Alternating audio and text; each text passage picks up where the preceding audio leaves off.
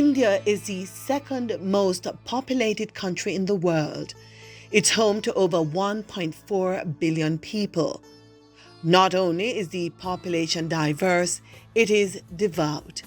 Its populace exhibit a high level of religious tolerance. Followers of many religions live and practice freely.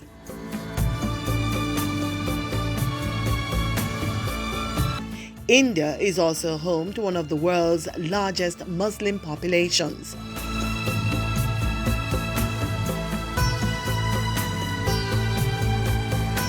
A prominent landmark and one of the top tourist attractions in Delhi is Jama Masjid.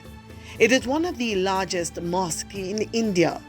It's also one of the finest examples of Mughal architecture in that country. It is surrounded by various commercial centers, including the historic Chandni Chowk market.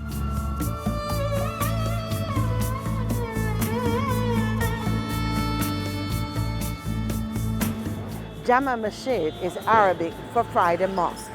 Muslims traditionally gather to offer communal prayers on a Friday. They also attend major festivals.